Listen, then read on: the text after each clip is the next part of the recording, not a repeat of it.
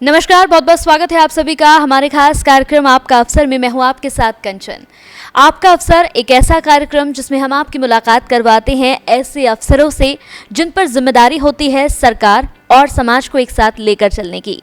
आज हमारे साथ हमारे खास प्रोग्राम में खास मेहमान हैं रेवाड़ी के एडीसी स्वप्निल रविंद्र पाटिल जी। चलिए सबसे पहले उनका स्वागत कर लेते हैं। बहुत बहुत स्वागत है सर आपका। सबसे पहले मैं आपसे अपने इस कार्यक्रम को शुरू करने के साथ ही ये पूछना चाहूँगी कि 5 साल का सफ़र आपका है ये, तो किस तरह का सफ़र रहा आपका, किस तरह की जर्नी रही अब तक? मैं बेसिकली 2017 बैच का आईएएस ऑफिसर हूँ और सबसे पहले 2017 में सिलेक्शन के बाद हमारी ट्रेनिंग हुई। मसूरी में ट्रेनिंग होती है जिसमें हमें एडमिनिस्ट्रेटिव कैपेबिलिटीज़ को इनबिल्ट करने के लिए ट्रेनिंग कराई जाती है। उसके बाद में हमारी डिस्ट्रिक्ट ट्रेनिंग भी होती है जो कि मेरी हिसार हरियाणा में हुई है और उसके बाद हमें स्टार्टिंग में एसडीएम लगाया जाता है। तो मैंने एज एसडीएम गन्नौर पानीपत और उसके बाद में एज एडीसी हिसार और फिर अभी एज एडीसी रेवाड़ी मैंने सर्व कर रहा हूँ। तो जिस तरह से आपने लगभग 5 साल पहले अपनी शुरुआत की, तो सफ़र में कभी कोई मुश्किल आई कि आपको लगा कि हाँ मुश्किलों का सामना भी करना पड़ रहा है? नहीं, ऐसे मुश्किलें तो कई आती रहती है क्योंकि हम एडमिनिस्ट्रेटिव कैपेसिटी में काम करते हैं और रोज़ समाज के साथ और लोगों के साथ मिलते जुलते हैं और कई तरह की समस्याएं भी आती है, लेकिन उससे हम रास्ता भी निकालते हैं।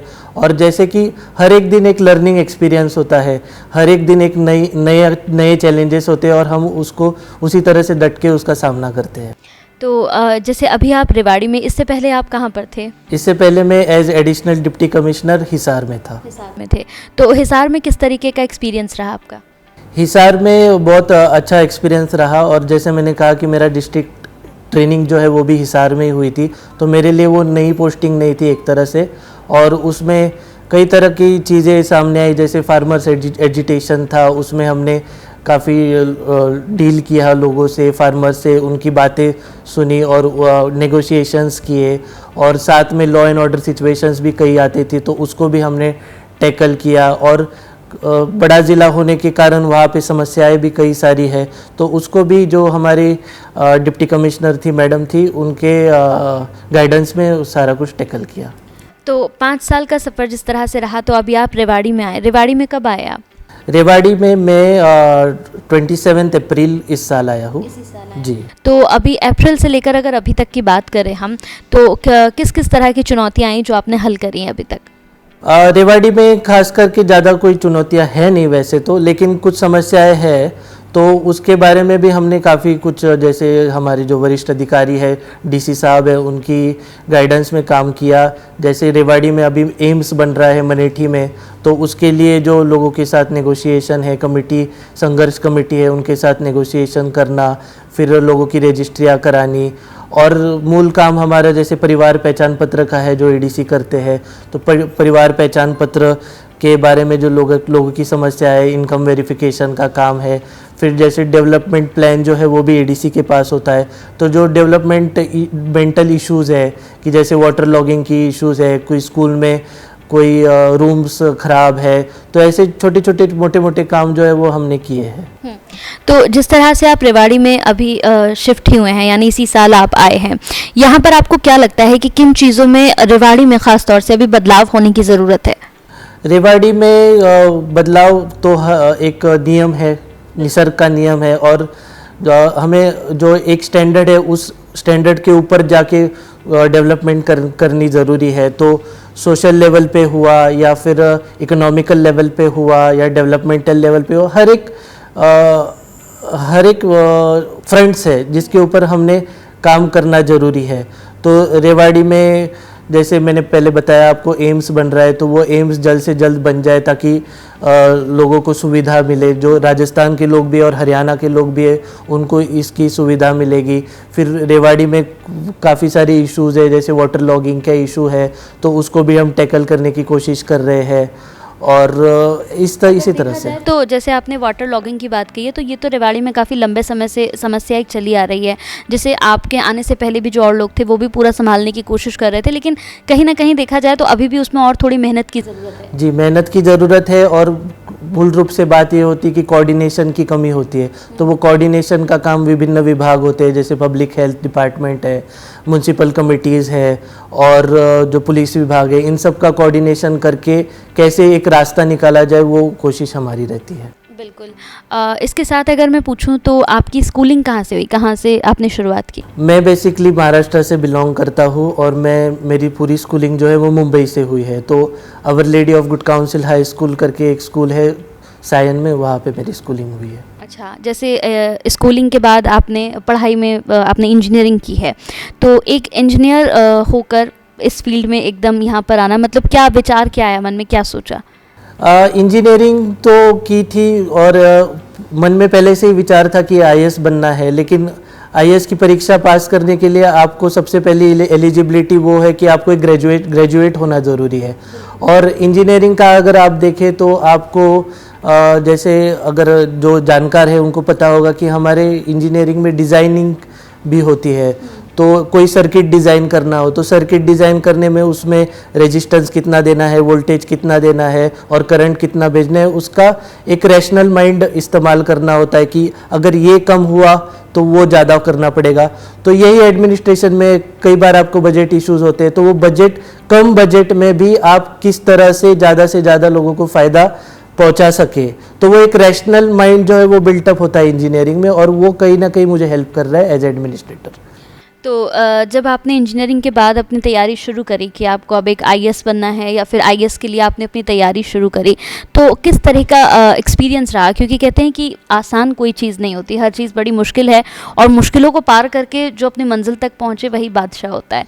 तो आपने बहुत मुश्किलों का सामना, ऑब्वियस सी बात है, बिल्कुल किया ही होगा। तो वो सफ़र कैसा रहा? पढ़ाई कैसे किया आपने, किस तरह से मैनेज किया सब कुछ? बेसिकली 2012 में मैं पास आउट हूँ इंजीनियरिंग का, तो उसके बाद में मैंने इसको थोड़ा सा सीरियसली लिया था यूपीएससी प्रिपरेशन को। और मेरे विचार में ये है कि अगर आपको किसी चीज़ में इंटरेस्ट है तो वो फिर चुनौतियाँ नहीं रहती, आप उसको एक जुनून की तरह, एक हॉबी की तरह और एक एम्बिशन की तरह पैशन लेके उसको करते हैं। तो कभी भी जैसे यूपीएससी प्रिपरेशन अगर आप देखें तो वो एक इंसान को एज अ पर्सन बिल्ड करता है, उसको इकोनॉमिकल लेवल पे भारत के बारे में उसकी सांस्कृतिक ज्ञान होना चाहिए, हिस्ट्री उसकी पता होनी चाहिए, ज्योग्राफी उसकी पता होनी चाहिए, भारत के दूसरे देशों के साथ क्या संबंध है उसके बारे में एक क्रिटिकल एनालिसिस होना चाहिए। तो एक क्रिटिकल एनालिसिस करने के लिए यूपीएससी प्रिपरेशन आपको बताता है, और वो सारी चीज़ें मैंने एंजॉय की। तो मुझे कभी प्रिपरेशन में कभी कठिनाई ऐसे महसूस नहीं, इनफैक्ट मैंने ये जो सफ़र है अपना प्रिपरेशन का वो काफ़ी एंजॉय किया। तो जब 2017 में आपने क्लियर किया, तो पेरेंट्स का किस तरह का सपोर्ट रहा? क्योंकि पेरेंट्स के लिए तो ये एक बड़ा ही मतलब गर्व का पल था कि आप इस लाइन में आए, आपने अचीव किया, तो वो कैसा था सब? मेरे हिसाब से जो यूपीएससी प्रिपरेशन है उसमें पेरेंट्स का बहुत बड़ा रोल होता है, क्योंकि मेरी ही एग्जांपल दे तो मेरा 4th अटेम्प्ट में यूपीएससी क्लियर हुआ था। तो ये जो 4 साल का पीरियड है उसमें काफ़ी अप्स एंड डाउन्स आपकी लाइफ में आते हैं। कई बार आपको ऐसे लगता है कि आपका होगा भी या नहीं होगा, और फिर अगर 4 साल आपने कुछ नहीं किया फिर आगे क्या किया जाए, ये भी एक मन में विचार होता है। तो पेरेंट्स का बहुत सपोर्ट रहा मुझे, और मैं जो भी यूपीएससी प्रिपेयर कर रहे हैं उनके भी अभिभावक जो है उनको कहना चाहूँगा कि आप अपने बच्चे में विश्वास रखिए और उसको जो भी है सेंसिटाइज और उसको हेल्प कीजिए। उसको ये ना कीजिए कि 2 साल में अगर नहीं हुआ, थोड़ा सा सपोर्ट करेंगे तो वो भी कभी ना कभी अपनी अचीवमेंट करेंगे। रेवाड़ी में जब आप पहुंचे, चूँकि रेवाड़ी की जैसे अगर समस्याओं की बात करें तो बिल्कुल सही आपने कहा कि वाटर लॉगिंग बहुत बड़ी समस्या है यहाँ पर। इसके साथ अगर हम बात करें स्कूलों की, तो कई स्कूलों की भी यहाँ पे परेशानियाँ हैं। कई स्कूलों में अगर देखें तो क्लासेस ठीक ढंग से नहीं है। कई स्कूलों में हालात ऐसे हैं कि कई स्कूल तो ऐसे हैं जहाँ जर्जर पड़े हुए हैं, अभी वहाँ अच्छे से मेंटेनेंस नहीं हो पा रहा है। तो ये भी छोटी छोटी कमियां हैं रेवाड़ी में, तो इन्हें किस तरह से पूरी करेंगे? जी, जैसे एडीसी के पास जो है डेवलपमेंट प्लान होता है, तो उसमें हमारे पास कुछ रकम जो है पैसा जो आवंटित होता है, और जो सर्व शिक्षा अभियान है उसके चेयरमैन भी एडीसी होते हैं। तो हमारी कोशिश ये रहेगी कि जो भी जर्जर हालत में जो स्कूल्स है उनको जल्द से जल्द रिपेयर किया जाए। और जैसे शिक्षा का भी जो स्तर है, जैसे आपने कहा कि अगर कोई क्लास लग नहीं रही है तो इनको भी हम रूटीनली चेक करते हैं और भी सेंसिटाइज कराएंगे हमारे जो बीओज हैं उनको, और ताकि ये हो कि शिक्षा प्राप्त हो बच्चों को। बिल्कुल। तो आपसे और भी बातें अभी होंगी। ये हमारे साथ लगातार यहाँ पर एडीसी जी बने हुए हैं और साथ ही एडीसी से और भी कई बातें हमें करनी है, कई और सवाल करने हैं, लेकिन यहाँ वक्त हो गया एक छोटे से ब्रेक का। छोटा सा ब्रेक लेते हैं, उसके बाद जल्द हाजिर होंगे कुछ और सवालों के साथ।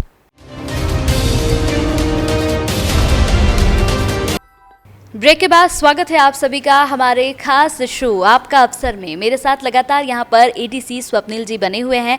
स्वप्निल जी से अभी और भी सवाल हमें करने हैं, तो चलिए शुरुआत करते हैं।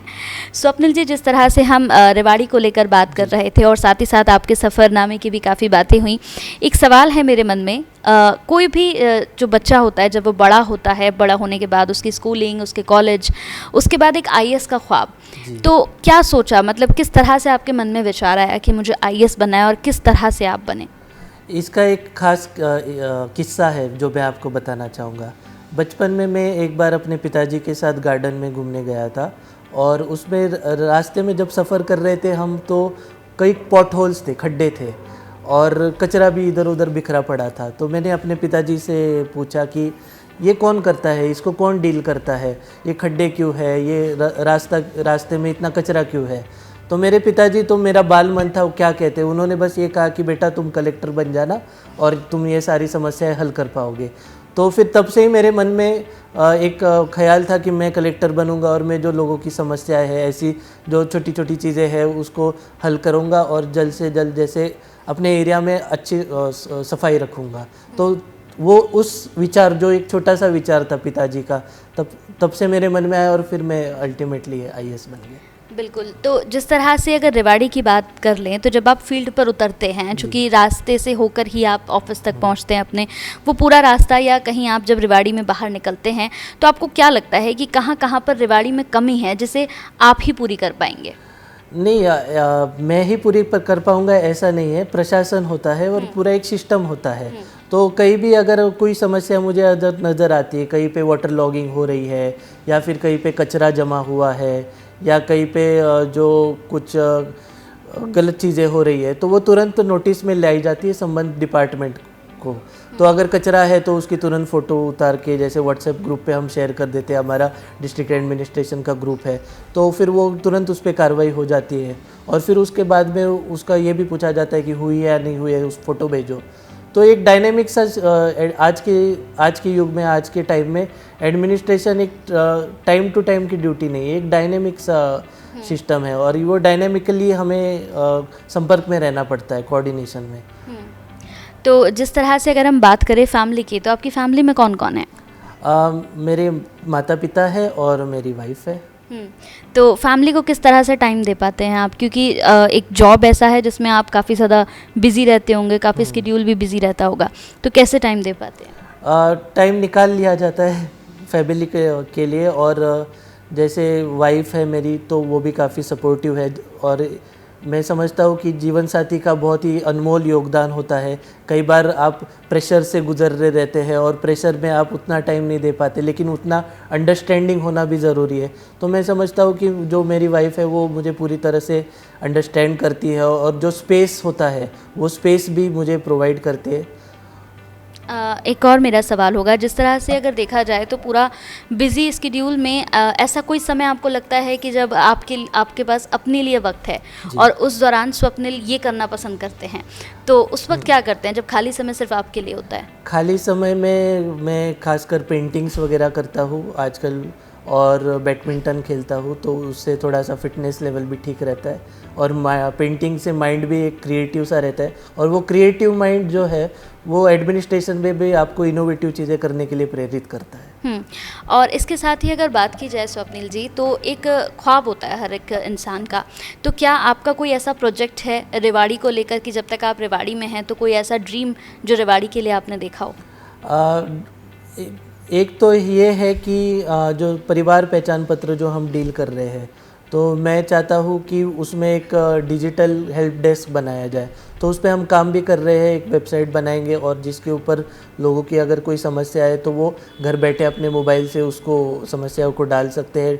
टिकट जनरेट होगा, टिकट जनरेट करने के उपरांत फिर उसकी जो समस्या है वो कंसर्न्ड जो भी डीलिंग है उसके पास पहुंचेगी और फिर उसका रिव्यू हो जाएगा।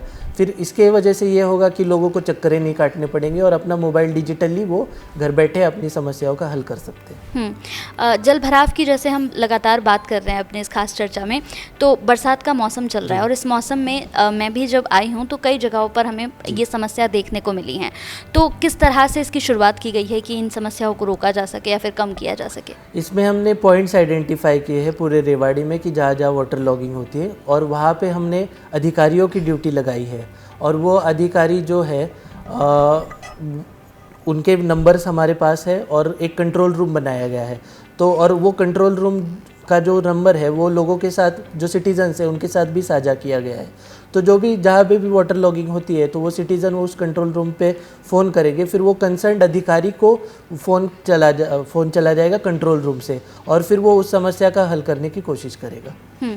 तो मुंबई से यहाँ तक का सफ़र, क्योंकि आप मुंबई में पले बड़े हैं, वहीं से आपकी स्कूलिंग, आपका कॉलेज भी आई थिंक वहीं से हुआ है, तो वहाँ से यहाँ तक का जो सफ़र रहा, क्या इस सफ़र में कभी कोई चुनौती आई? चुनौतियाँ ऐसी तो कोई खास आई नहीं है और मैं समझता हूँ कि ज़िंदगियों में अगर चुनौती नहीं होगी फिर उसका कोई अर्थ ही नहीं है। हाँ, ह्यूमन माइंड जो है, आदमी जो है वो एक इवॉल्विंग है, इवोल्यूशन होता है और जब समस्या आएगी तभी तो उसका हल निकलेगा। तो जो आप अगर इवोल्यूशन ऑफ ह्यूमन माइंड भी देखेंगे तो जो आप देखेंगे कि जो स्टोन एज मैन था, तो स्टोन एज मैन में जैसे वो वाइल्ड एनिमल्स थे वो अटैक करते थे, फिर वो फायर की खोज की, वो फायर से उनको डराने लग गए। तो मुझे लगता है कि जो भी समस्या आती है उसको हंस के डट के सामना करना चाहिए। बिल्कुल। जिस तरह से अगर हम बात करें यहाँ पर, तो ज़िंदगी का जो सफ़र है वो तो चलता रहा, आपका स्कूल, फिर कॉलेज, फिर आपका आईएएस का ये पूरा सफ़रनामा। यहाँ पर इससे पहले आप हिसार रहे हैं? जी, हिसार। उससे पहले की अगर बात करें तो पानीपत में भी रहे हैं। तो पानीपत का कार्यकाल कैसा रहा आपका? पानीपत का कार्यकाल भी एक लर्निंग एक्सपीरियंस था क्योंकि तब जो कोविड था वो जो पीक पे था और मैं जैसे पानीपत में ही एयर लिक्विड करके एक कंपनी है जिससे 4 स्टेट्स को ऑक्सीजन प्रोवाइड की गई थी और तभी मैं ही नोडल अफसर था जो उस फैक्ट्री पे, कंपनी पे तैनात किया गया था। और फिर उस समय मैंने काफ़ी कुछ सीखा, कैसे आप उसको अलोकेट करते हो। जैसे हरियाणा, दिल्ली, हिमाचल प्रदेश और पंजाब में ऑक्सीजन यहाँ से जाती थी, तो वो एक मैनेजमेंट, व्हीकल मैनेजमेंट और कई बार SOS भी आते थे कि यहाँ पे ऑक्सीजन ख़त्म हो गई है, लोग मर रहे हैं, ऐसे। तो वो डील करना वो काफ़ी एक अच्छा लर्निंग एक्सपीरियंस था। क्योंकि अगर बात करें तो जिस वक्त आप पानीपत में थे, बिल्कुल आपने सही कहा कि उस वक्त कोरोना काल था और कोरोना का जो दौर था वो बेहद मुश्किल था लोगों के लिए। हर तरफ हाहाकार था, ऑक्सीजन की कमी, बेड की कमी। तो ऐसे में हर इंसान को, हर एक शख्स को ज़रूरत थी। तो लाजमी सी बात है कि आपके पास भी लोग ज़रूर आए होंगे मदद के लिए। वो दौर कैसे आपने काटा? वो दौर भी एक चुनौतीपूर्ण दौर था क्योंकि आपके पास रेमडेसिविर की समझो 10 ही इंजेक्शन थी और आपके पास डिमांड थी 50 की, मतलब एग्जाम्पल के तौर पे। तो वो भी एक चुनौतीपूर्ण दौर था, लेकिन उसको सही तरह से टैकल किया गया। उसमें जो बेड मैनेजमेंट था, जो जैसे बेड चाहिए, कोविड के बेड्स थे, तो वो बेड की मैनेजमेंट के लिए भी हमने प्रॉपर एक रैशनलाइज चार्ट बनाया। फिर ऑक्सीजन का जो डिस्ट्रीब्यूशन था वो हर हॉस्पिटल में कैसे पहुंच सके, उसका रैशनलाइजेशन करवाया। तो वो भी एक लर्निंग एक्सपीरियंस था और उसमें भी हमने काफ़ी कुछ अच्छी ढंग से डिलीवर करने की कोशिश की। बिल्कुल। यहाँ पर एक और सवाल, जिस तरह से आपने अपनी शुरुआत की, रेवाड़ी तक आप पहुँचे, कई समस्याओं का समाधान भी आपने किया। आपकी शादी कब हुई, मतलब कितना समय हो गया शादी को आपकी? मेरी शादी अभी ही हुई है, 2 महीने हो गए। अच्छा, 2 महीने पहले आपकी। तो यहाँ पर अगर हम बात करें तो ज़िंदगी का सफ़र जिस तरह से लगातार चल रहा था, चुनौतियाँ भी सामने आ रही थी। समाज के लिए क्या कुछ सेवा अभी तक आपने की है अपनी ओर से? क्योंकि समाज को साथ लेकर चलने का भी आप ही का काम है। समाज के लिए क्या कुछ किया? कोविड का ही एग्जाम्पल अगर आप देते, जैसे मैं SDM गन्नौर था सोनीपत में, तो तभी जो गन्नौर वाला जो एरिया है वहाँ पे बड़ी करके इंडस्ट्रियल एरिया है और वहाँ पे कई माइग्रेंट लेबरर्स थे जो बिहार से थे, यूपी से थे, और उनको मतलब ये था कि उनके पास खाने के लिए भी नहीं था, राशन नहीं था। तो हमने क्राउड फंडिंग की, खुद के जेब से पैसे निकाले और कोशिश की कि हर व्यक्ति के पास वो राशन पहुँचे। और समाज के लिए हम बहुत कुछ करना भी चाहते हैं, आगे भी करेंगे। तो जैसे जैसे वक्त गुजरेगा, लर्निंग होगी, वैसे वैसे समाज के लिए भी बहुत कुछ करेंगे। बिल्कुल, जिस तरह से आपने एक अपना किस्सा अभी मुझसे शेयर किया, आपको लोग भी सुन रहे हैं कि आपके पिता ने आपको कहा कि ये गड्ढे क्यों रहे हैं, आपने पूछा, तो वो एक विचार जिससे आपने इतना बड़ा ख्वाब देखा उसे पूरा किया। युवाओं को क्या कहना चाहेंगे, क्योंकि आजकल के युवा जो हैं वो आईएएस आईपीएस इस तरफ बेहद बढ़ रहे हैं अपने ख्वाबों को लेकर, तो उनके लिए क्या होगा आपका मैसेज? मेरे युवाओं के लिए तो यही मैसेज है कि अगर आप आईएएस बनना चाहते हो तो इसमें बहुत सारी अपॉर्चुनिटीज़ है जिससे आप लोगों का, समाज के लिए बहुत कुछ सेवा कर सकते हो। और मैं समझता हूँ कि आईएएस बनना ही ज़रूरी नहीं है, अगर आप एक अच्छे नागरिक भी बने तो बहुत अच्छी तरह से आप लोगों को देश के लिए काम कर सकते हो। अगर आप शिक्षक हो तो एक अच्छी शिक्षा प्रोवाइड कर सकते हो। अगर आप किसान हो तो देश के लिए अनाज पैदा कर सकते हो जो कि अच्छी क्वालिटी का हो। अगर आप एक रेडी वाले हो तो आप गुड क्वालिटी फूड प्रोवाइड कर सकते हो। तो आई थिंक कि एक अच्छा नागरिक बने, युवाओं के लिए यही संदेश है। बिल्कुल। स्वप्निल जी, एक और बड़ी समस्या है जो रेवाड़ी में लगातार बनी आ रही है, बेसहारा पशुओं की अगर हम बात करें तो सड़कों पर कई बेसहारा पशु घूमते रहते हैं। कई बार दुर्घटनाएं भी हो चुकी है और कई बार वो लोगों को भी काफ़ी ज़्यादा हानि पहुंचा चुके हैं। क्या इसे लेकर कोई शुरुआत की आप लोगों ने अभी तक? हाँ, इसमें जो है, जो नगर परिषद है हमारी, उसमें जो अधिकारी है उनको इसके बारे में सेंसिटाइज किया गया है। और जो सरकारी गौशाला है उसमें जो पशु, बेसहारा पशु है, उनको पहुंचाने का काम किया जा रहा है ताकि वो रोड पे ना घूमे और लोगों को कोई दुर्घटना ना हो उसकी वजह से। तो यहाँ पर एक और मेरा सवाल, जिस तरह से रेवाड़ी में अगर हम बात करें तो रेहड़ी पटरी वाले जो हैं अतिक्रमण कहेंगे, अतिक्रमण को लेकर भी काफ़ी ज़्यादा बीच में शोर मचा है यहाँ पर कि अतिक्रमण हटाओ, जिसे लेकर लगातार कार्रवाई भी कई बार की गई है। अतिक्रमण को लेकर क्या कुछ चल रहा है? अतिक्रमण को लेकर जो है कई सारी कार्रवाइयाँ अभी हुई भी है। जैसे रेजांगला पार्क के बारे में अगर आपने सुना होगा तो वहाँ पे भी अतिक्रमण था जो कि हमारे डीसी साहब ने हटाया। और आगे भी जाके जो भी अतिक्रमण होंगे उसका एक प्रॉपर टाइम टेबल बनाया जाएगा, एक रूट बनाया जाएगा और उसको अतिक्रमण हटाया जाएगा। बिल्कुल। स्वप्निल जी, जिस तरह से सर्व शिक्षा अभियान की अगर हम बात करें तो ये प्रोजेक्ट कहाँ तक पहुँचा है? सर्व शिक्षा अभियान जो है उसमें बेसिकली शिक्षा का जो स्तर है और उसमें सारी चीज़ें आ जाती है। एक तो जो स्कूलों की अवस्था है, क्वालिटी ऑफ एजुकेशन है, डिजिटल एजुकेशन है, सारा कुछ आ जाता है। तो इसमें जैसे हम एक हरियाणा गवर्नमेंट की एक स्कीम है जो कि सक्षम स्कीम करके है, तो उसमें सक्षम रिव्यूज़ होते हैं और वो सक्षम रिव्यूज़ में हर एक स्कूल की रिव्यू होती है कि उन्होंने जो बच्चे हैं, स्कूली बच्चे हैं, उनकी टेस्ट ली जाती है और उनकी टेस्ट के द्वारा उनकी क्या लेवल पहुंची है वो चेक किया जाता है। फिर पीटीएम मीटिंग्स होती है, पेरेंट्स टीचर मीटिंग्स, वो रेगुलरली होती है और वो पेरेंट्स टीचर मीटिंग्स में भी पेरेंट्स को अवगत कराया जाता है कि आपका बच्चा किस लेवल पे है। और एक तरह से कोशिश होती है कि जो स्तर है, क्वालिटी ऑफ एजुकेशन है, उसको बढ़ाया जाए। और अगर क्वालिटी ऑफ एजुकेशन बढ़ाना है तो उसको डिजिटली भी कैसे हार्नेस किया जाए।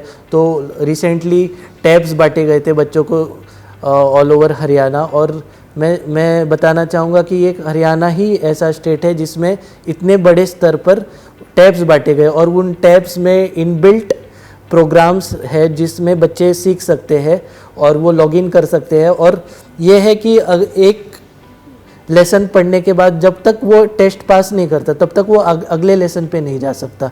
तो वो एक इंटरैक्टिव लर्निंग जो है वो बच्चे की हो रही है और ये भी कोशिश की गई है, उसमें एक ऐसा प्रोग्रामिंग की गई है कि उसका मिसयूज़ भी ना हो बच्चों के द्वारा। इसी के साथ अगर परिवार पहचान पत्र की अगर हम बात करें, वो भी आप लगातार कर ही रहे हैं, तो ये प्रोजेक्ट कहाँ तक पहुँचा है, अभी कितने तक आपने इसे पहुँचाया है? परिवार पहचान पत्र में बेसिकली एक फैमिली को एक आइडेंटिटी देने की ज़रूरत है। जैसे आप आधार को ले लेते हो, तो आधार में तो एक इंडिविजुअल की आइडेंटिटी होती है, लेकिन ये परिवार पहचान पत्र पे एक फैमिली की आईडी होती है। तो फैमिली की आईडी में जो है परिवार पहचान पत्र से हमने ये किया है कि एक तो इनकम वेरिफिकेशन कराई है, जो हमने टीमें बनाई है, टीम लीड है, सोशल वर्कर है, वॉलंटियर है, ऑपरेटर है, वो उनके द्वारा इनकम वेरिफिकेशन हो रही है। परिवार पहचान पत्र के साथ हम मैपिंग करा रहे प्रॉपर्टी की, तो जो भी अर्बन एरियाज़ है, रूरल एरियाज़ है, जिनमें लोगों की प्रॉपर्टीज़ है, तो वो मैप करा रहे पीपीपी के साथ। फिर बिजली के कनेक्शन है, उसको मैप करा रहे पीपीपी के साथ। ऐसे हर एक चीज़ को हम मैप करा रहे, राशन को करा रहे हैं, एजुकेशन फील्ड्स है, उसमें जैसे परिवार पहचान में फील्ड होते हैं, इनकम फील्ड होता है, एजुकेशन फील्ड होता है, नंबर ऑफ मेंबर्स होते हैं। तो इससे ये हो रहा है कि हर एक फील्ड को हम मैप करा रहे हैं, तो उससे जो डिलीवरी ऑफ सर्विस है वो इजी हो रही है। जैसे एग्जांपल के तौर पे जो कास्ट के लिए, कास्ट सर्टिफिकेट के लिए लोगों को दर दर भटकना पड़ता था, तहसील ऑफिस में बार बार आना पड़ता था, लेकिन आज ये हुआ है कि कास्ट वेरिफिकेशन जो है वो पीपीपी के द्वारा हुई है। तो अगर कोई व्यक्ति है जो कास्ट सर्टिफिकेट चाहता है, तो वो ऑनलाइन अप्लाई करे, अपना पीपीपी नंबर डाले उसमें, और उसका कास्ट सर्टिफिकेट निकल आएगा और उसको घूमना नहीं पड़ेगा। और इससे ये भी कोशिश हो रही है कि जो गोश्त बेनिफिशियरीज है उनको भी हमने कम कर दिया है, और दूसरा कि भ्रष्टाचार जो है उसका भी बहुत रिड्यूस होगा इस प्रोजेक्ट की वजह से। एक आखिरी सवाल मेरा आपसे, आप एक आईएएस हैं, आप ही के जैसे कई और भी आईएएस हैं, लेकिन ये कहना लाजमी होगा कि आपको अगर मदद करनी है, समाज में अगर आपको कुछ करना है, लोगों की मदद करनी है, तो ज़रूरी नहीं कि आप आईएएस बने, आप एक आम आदमी बनकर भी किसी की मदद कर सकते हैं। तो ऐसे लोगों के लिए क्या मैसेज होगा? आम आदमी के लिए यही मैसेज है कि आप एक अच्छे नागरिक बने। अच्छा नागरिक बनने पे मुझे लगता है कि और कोई कुछ करने की ज़रूरत नहीं है, उसमें सारा ही कुछ आ जाता है। चलिए, बहुत बहुत शुक्रिया, आप अपना कीमती समय हमें दिया, आप बातचीत की बहुत बहुत शुक्रिया आपका। तो ये थे हमारे साथ एडीसी स्वप्निल रविंद्र पाटिल जी, जिनसे हमारी मुलाकात हुई और साथ ही उनके बारे में हमने जाना कि किस तरह का उनका सफ़र रहा, किन कठिनाइयों का सामना किया, और एक बहुत ही अच्छा मैसेज उनकी तरफ से आया कि अगर आपको किसी की मदद करनी है तो ज़रूरी नहीं कि आपके पास कोई पोस्ट हो या फिर कोई पोजीशन हो।